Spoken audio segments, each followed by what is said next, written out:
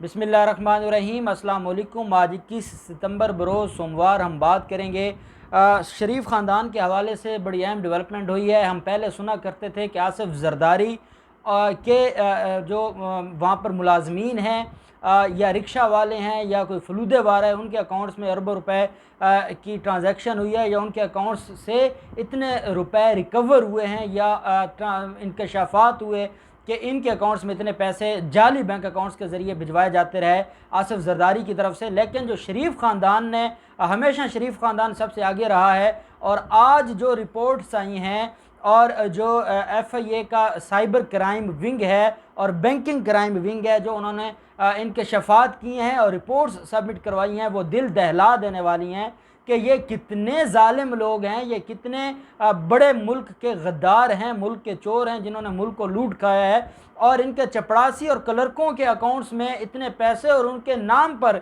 Mercedes गाड़ियां हैं। ये कौन लोग हैं, ये कहाँ से आ गए हैं और ऐसा कौन सा इनके पास ख़जाना था कि ये कहते हैं कि हम लोहा बेच बेच के हमने इतना मालो मता बना लिया या हमने इतनी बड़ी जायदादें बना ली।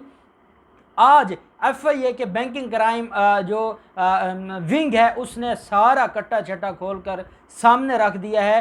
कल APC में नवाज शरीफ ने तकरीर की थी और फ़ौज को बुरा भला कहा था, फ़ौज को गालियां दी थी। ये वही शख्स है जो फ़ौज के कदम पकड़कर ये उस बैसाखी पर आए थे ये इक़्तिदार में, और उस बैसाखी ने इनको इक़्तिदार में रखा।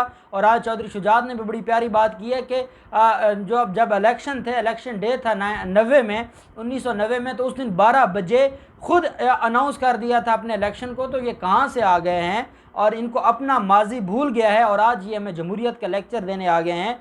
इनके बारे में आज रिपोर्ट शाये हो गई है, वो रिपोर्ट मैं आपके साथ शेयर करूंगा। आप ये रिपोर्ट सुनते जाएंगे और अपने कान पकड़ते जाएंगे कि ये कैसे घिनौने किस्म के बड़े क्रिमिनल्स हैं।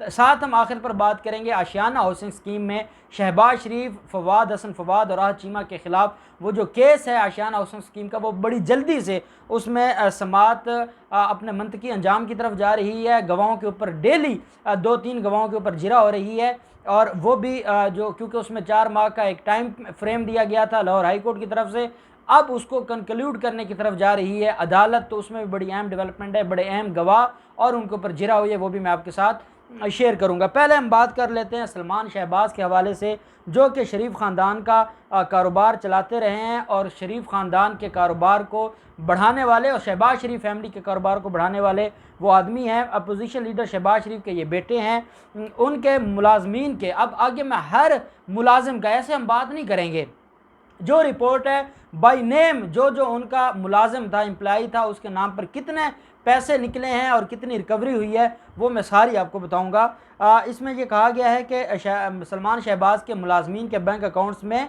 9.5 अरब रुपए 9.5 अरब रुपए निकले हैं मुलाजमीन के अकाउंट्स में। और ये इंकशाफ किया है जो, और ये सारे का सारा खुफिया बैंक अकाउंट्स का ये धंधा था और ये जाली बैंक अकाउंट्स का धंधा था।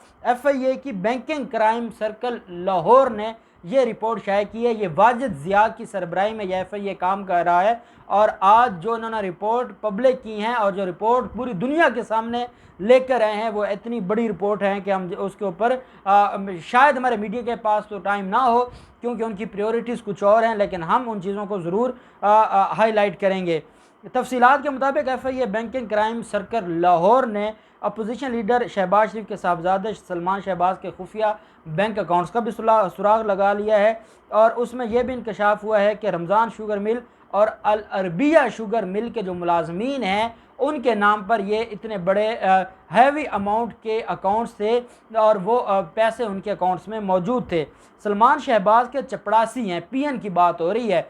चले हम आसिफ जरदारी की बात करते हैं। आसिफ जरदारी की हद तक वो कोई फलूदे वाला था, कोई रिक्शे वाला था, कोई रेडी वाला था। यहाँ पर PN की बात हो रही है। जो चपड़ासी है मकसूद, उनके बैंक अकाउंट में 2.3 अरब रुपए का इंकशाफ किया है FIA की बैंकिंग क्राइम एजेंसी ने। एक चपड़ासी के अकाउंट में 2.3 अरब रुपए। इसके अलावा मकसूद चपड़ासी ने इन पैसों से 1.5 करोड़ रुपए की एक कीमती मर्सिडीज़ कार भी ख़रीदी। अब उस बेचारे ने क्या ख़रीदी?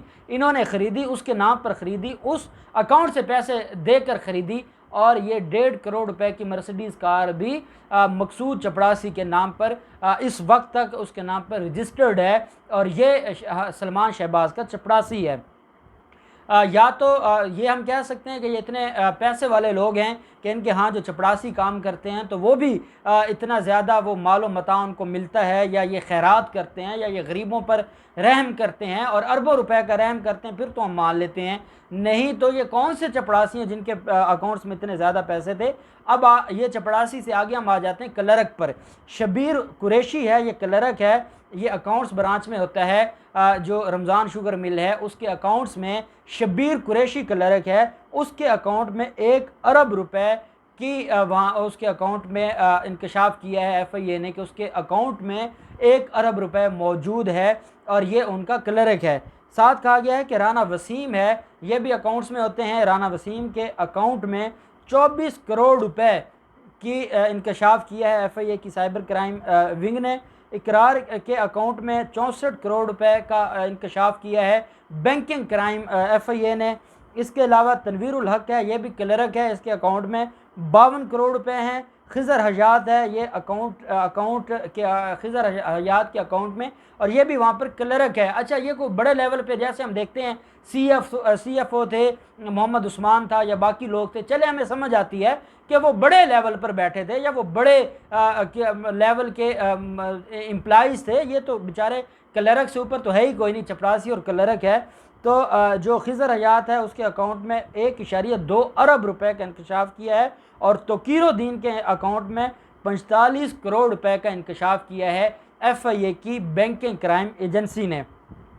FIA banking crime circle Lahore ने खुफिया अकाउंट्स के मालूमात मुश्तरका तहकीकाती टीम के हवाले की हैं। अब ये भी हवा में बात नहीं है, उन्होंने ना सिर्फ पब्लिक की है बल्कि वो अकाउंट्स जो हैं वो डिटेल्स हैं वो FIA की जो तहकीकाती इंक्वायरी कमेटी है, और ये इंक्वायरी कमेटी है जो काम कर रही है इस इशू के ऊपर जो शुगर के हवाले से कॉरपोरेट फ्रॉड था उसके हवाले से जो वाजिद ज़िया ने कमेटी बनाई थी, ये सारी मालूमात उसको दे दी हैं कि भाई इनकी शुगर मिलों के मुलाजमीन के अकाउंट्स में ये पैसे थे, ये कहाँ से आए, ये कौन सा शुगर का कारोबार था जिसमें इनके जो चपड़ासी हैं और जो उनके क्लर्क हैं उनके अकाउंट्स में इतनी बड़ी अमाउंट्स आ गई हैं। तो ये सारे का सारा उनके हैंड ओवर कर दिया है जो इंक्वायरी कमेटी है।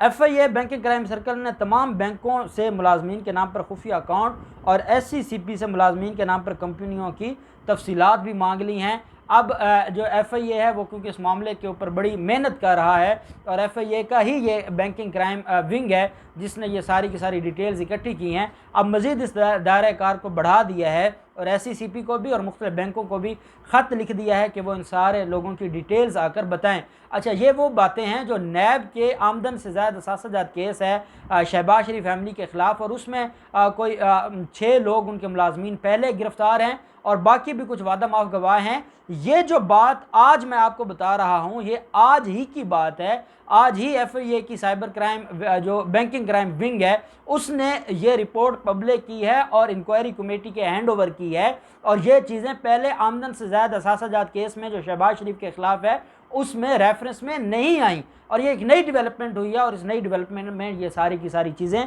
आई हैं। और मैं समझता हूँ कि अब इस डेवलपमेंट के बाद कोई ये कहे कि शहबाज शरीफ की ज़मानत हो सकती है लाहौर हाई कोर्ट से कल, तो ये कुछ अनहोनी हो सकती है। वैसे कोई ऑप्शन नहीं है और कोई उसके पास उसके केस में जान नहीं है, और तभी उनके जो वकला हैं वो भाग रहे हैं और वो चाह रहे हैं कि इस मामले को डिले किया जाए। अब हम आ जाते हैं अपने दूसरे इशू के ऊपर, और वो है आशियाना हाउसिंग स्कीम का। शहबाज शरीफ के ख़िलाफ़ ये आशियाना हाउसिंग स्कीम है। इन्होंने आशियाना के नाम से जो मुस्तहिकीन हैं उनको छत देने के लिए एक स्कीम मुतारिफ़ करवाई थी शहबाज शरीफ ने, और वो शहबाज शरीफ की जो भी स्कीम है वहाँ अपनी कमीशंस हैं और वो अपने मामलात हैं। एक कंपनी को ठेका दिया, उस कंपनी जब इनकी जो मर्ज़ी की कमीशंस थी उसने वो देने से इनकारी हुई तो इन्होंने एक नई कंपनी को ठेका दे दिया, और नई कंपनी को ठेका देने की वजह से जो पहली कंपनी थी उसका जो कॉन्ट्रैक्ट के कंडीशंस थी या जो इंग्रेडिएंट्स थे वो वायलेट किए गए शहबाज शरीफ की तरफ से, और उसकी बुनियाद पर या पाकिस्तान को और पंजाब के ख़जाने को अरबों रुपए का नुकसान पहुंचाया शहबाज शरीफ ने। और उनके जो ख़ास राइट हैंड थे फवाद हसन फवाद और आज चीमा, इन लोगों ने उनको इतना बड़ा नुकसान पहुंचाया। अब उनके ख़िलाफ़ ये केस बना और इस केस में उनकी लाहौर हाई कोर्ट से ज़मानत हुई थी और आज उस ज़मानत का हवाला दे रहे थे वकला शहबाज शरीफ। तो उसमें 4 हफ़्तों का टाइम दिया था, इसमें 4 महीनों का। फवाद हसन फवाद की ज़मानत भी हो चुकी है, शहबाज शरीफ की ज़मानत भी हो चुकी है। आहद चीमा की ज़मानत के ऊपर हाई कोर्ट ने डायरेक्शन दी थी कि आशियाना हाउसिंग स्कीम का फ़ैसला 4 महीनों के अंदर अंदर किया जाए और उसके ऊपर फिर जो अमजद नज़ीर चौधरी साहब हैं जो कि जज हैं नैब कोर्ट के, उन्होंने ख़त भी लिखा है और 1 साल का टाइम मांगा था इसको मंतकी अंजाम तक पहुँचाने के लिए। वो अभी तक पेंडिंग है और डायरेक्शन क्योंकि आई हुई है तो ये वो डेली बेसिस पे 2-2 3-3 दिन की तारीखें इसमें डालकर और जो जिरा है वो काजी मिसबा एडवोकेट साहब हैं, वो जिरा कर रहे हैं सारे गवाहों के ऊपर। आज भी 3 गवाहों के ऊपर जिरा की है और बड़ी कोशिश की है मुलज़मों के वकला ने, जो वकला सफाई हैं, कि वो नैब के गवाहों से कोई अपने हक़ में कोई पॉइंट लेकर आएँ या कोई चीज़ लेकर आएँ, वो नाकाम रहे हैं। इसमें ज़्यादा जो इसमें गवाहान हैं वो नैब के हैं या सरकारी ऑफिसर्स हैं जो इस सारी की सारी स्कीम पर काम कर रहे थे और कुछ वादा माफ गवाह भी हैं। अब 24 सितंबर के लिए अदालत ने इस केस की समाअत को मुलतवी किया है और आज 21 है, 3 दिन की तारीख डाली है। 24 सितंबर को बकिया गवाहों को बमा रिकॉर्ड अदालत ने तलब कर लिया और अदालत ने कहा है कि अगली 2-3 तारीखों में ये जो एविडेंस का मामला ये ख़त्म हो जाएगा। उसके बाद फिर जो डिफेंस स्टेटमेंट है, जो मुलज़मों की स्टेटमेंट होगी वो आएगी और उसके बाद फ़ाइनल बहस होगी और ये मामला अपने मंतकी अंजाम तक पहुंच जाएगा। और इसमें भी इन लोगों को सज़ा होनी है क्योंकि काफ़ी डिटेल मटीरियल मौजूद है, एविडेंस मौजूद है नैब के पास। अब देखते हैं इस केस में क्या डेवलपमेंट होती है। जो भी डेवलपमेंट होगी हम आपके साथ शेयर करते रहेंगे। अल्लाह पाक पाकिस्तान का हामी नासिर हो। बहुत शुक्रिया। अल्लाह हाफिज़। पाकिस्तान जिंदाबाद।